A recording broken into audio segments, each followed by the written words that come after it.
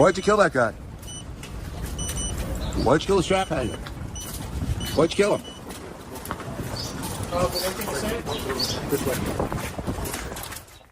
You know, sometimes I just get really tired of seeing the same headlines over and over and over again on infinite repeat, and knowing that the same exact policy that we've railed against countless times on this channel happens to be behind it. And in this incident, yet again, involves a New York City subway station, which again have become incredibly deadly in comparison to previous years.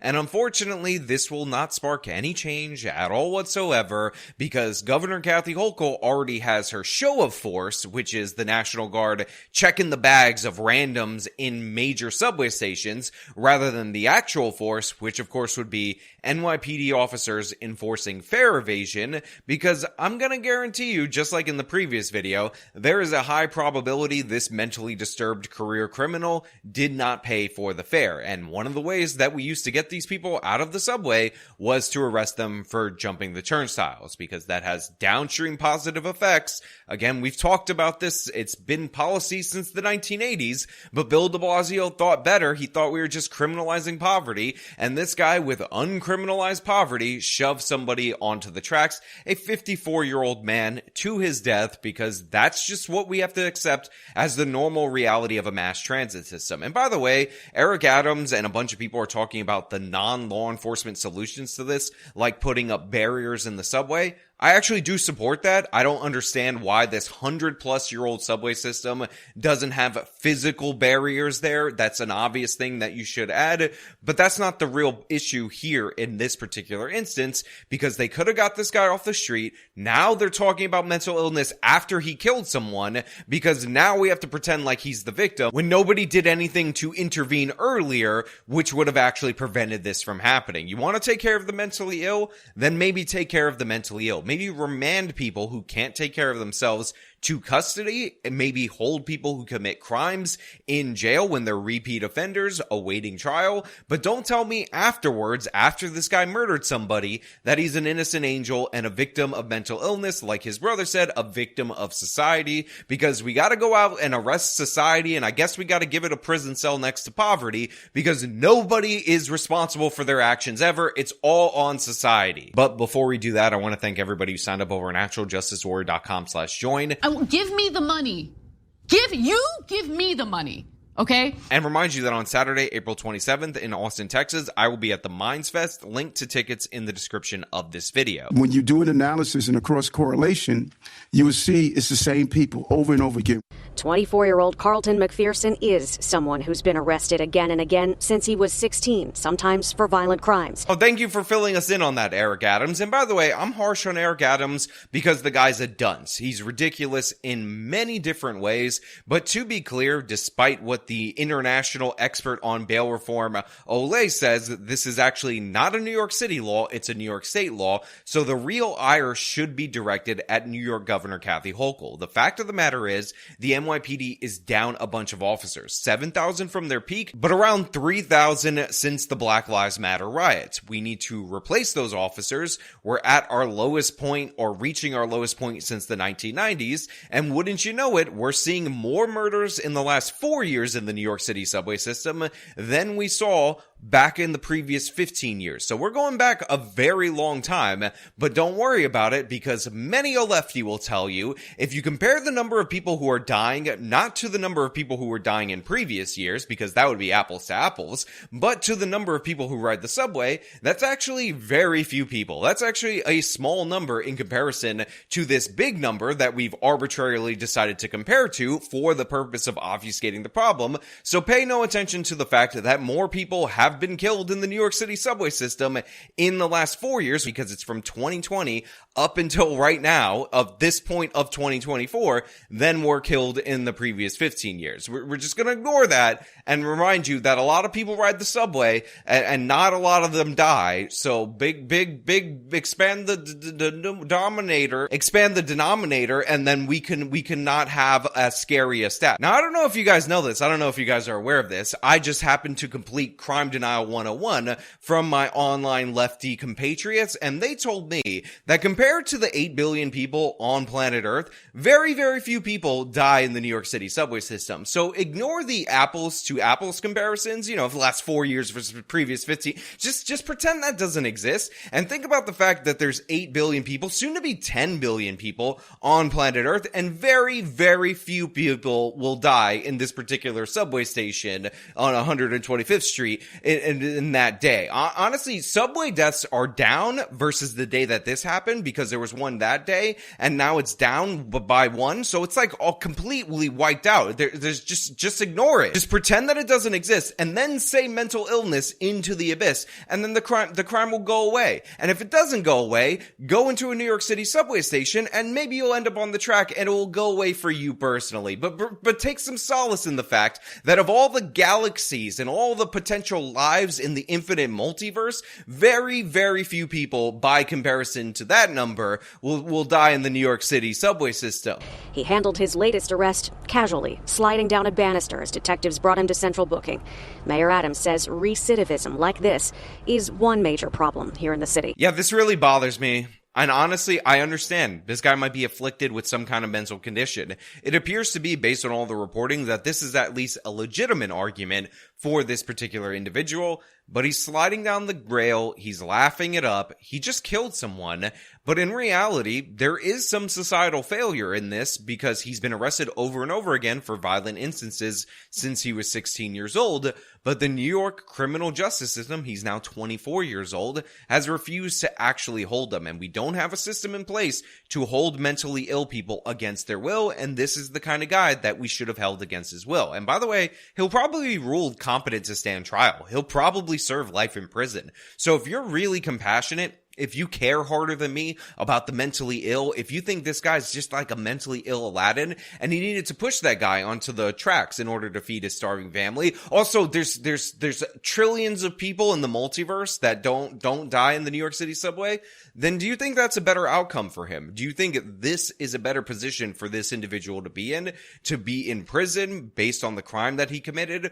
Or should we have probably remanded him to custody and given him some kind of psychiatric treatment before he killed someone? The second issue that we have in this city is a severe mental health illness problem. McPherson also has a history of mental illness, and tonight he's charged with murder in the death of 53-year-old Jason Bowles, accused of shoving Bowles onto the 4 train tracks on 125th and Lex last night for no apparent reason. Now look, I said it before and I'll say it again. One of the reasons why it's so difficult to remand mentally ill people to custody is because the standard used to be that you cannot take care of yourself, therefore you're going to be remanded to custody. And by the way, this is if nobody in the family or whatever can actually take care of you. However, we've actually changed that standard to a danger to yourself or others, and considering this guy has diagnosed mental conditions and a long history of violent offenses, the question really needs to be asked why nobody wanted to remand this person to custody before, because you actually should have been able to based on his violent history,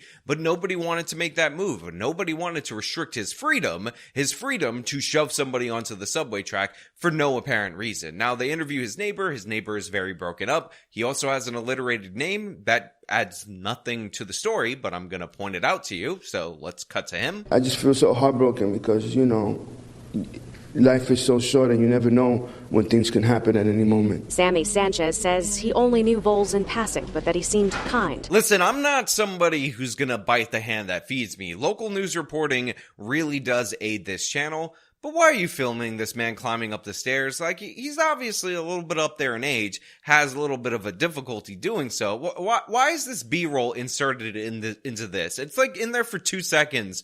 Why are you showing this to me? I know this is like off the point, but maybe we need to remand the cameraman or the editor into custody because he's a dangerous individual based on his decision to insert that in here. His record shows he failed to show up for court twice after being arrested for attacking someone on the street last year, but was released after the victim didn't cooperate with the investigation. So this guy was arrested multiple times recently for not showing up to court based on an assault rap. And again, I will point out that the reason, even under New York law, that you're supposed to be able to hold somebody pre-trial is because of bail jumping, the fact that they don't show up for their court date. But as you can see, based on our fancy chart that breaks down the different various bail reforms, you can't hold somebody even if they refuse to show up to court, because why would we ever have a law that makes any sense? The NYPD says subway crime is down compared with last month, but up compared with this time last year. Now, first of all, I just want to point out to everybody out there in the audience that what they just added in there is a Mayor Eric Adams dumb talking point that has nothing to do with anything. He's like, subway crime is down this month compared to last month. Who the hell cares? Because compared to this time last year, this same period, it's up. And typically, crime will track from the same month versus the same month. That's how we normally look at data. But Eric Adams wants you to be rest assured that crime down, not up. It's going to be down, lower, because, I mean, why else would we be sending the National Guard into the subway unless crime was actually down and not up? The mayor says district attorneys and lawmakers need to consider the repeat offenders and mental health issues that combined become a real threat to public safety. If we don't get in front of it, we are going to be dealing with a severe public safety crisis that other cities are experiencing. Look, the fact of the matter is, while jail was an imperfect system for mentally ill people, and it did cause undue stresses for them, we were adding services for mentally ill people across different jails in the United States of America and prisons. And the fact of the matter is, getting rid of the jail option for these people without something to replace it, you know how these people are always like, well, when we say defund, we mean redirect it to other resources that will compensate and do a better job. They don't actually do that. They redirect it to stupid programs that don't help at all. Midnight basketball would not have saved this situation. And this is what we actually end up with. You judge a tree by its fruits, not by its intentions. This is why a lot of smart lefties who back these policies, who thought that they sounded good, realize that they're a disaster and are advocating for them to change. It doesn't make any sense to continuously back a failed system that repeatedly churns out repeat offenders and victimizes innocent people, especially if your long-term goal is criminal justice reform. You have to actually address the problems with your policy if you want to keep any of it. But in reality, we're at a point in time where hopefully people are going to decide that they want to get rid of all of it. Tonight, more mental health evaluation is expected to be ordered for Carlton McPherson when he appears here in court. But as he faces a murder charge, there is no chance he'll be released anytime soon. Now, they're going to do the mental health evaluations, and like I said, they're probably going to determine that this guy has some conditions, but he is going to be deemed competent to stand trial, and stand trial he likely will. The fact of the matter is, if they wanted to address the mental health issues for this person, you could have done so at the point of arrest for assault. Again, a danger to yourself or others is the current standard. That shouldn't mean you have to wait until these people murder somebody before you decide to talk about mental health, but it appears to be that is the new deflection for the left wing when it comes to these violent offenders, to these random attacks, to these repeat offenders, and to these people that we definitely need to get off the streets. But like I said, there is no problem with criminals. There is no problem with mentally ill people. The problem is all society, evil white racism, and poverty. And until we arrest all of those and put them in a jail cell, we're never ever going to have any solutions to anything, because a lot of people on the left, unfortunately, refuse to see it. But most people aren't like this. Most people are changing. Most people in the real world that aren't professional activists know what needs to be done, and they're wanting the changes. And by the way, little by little, they roll back bail reform. Step by step, they make moves towards the right direction, and we've seen some positive indications in the homicide rate. We're not lower than 2019, but you know what? Every time they make reforms, even according to the left-wing study that advocates for bail reform, we actually see a reduction in recidivism, because guess what?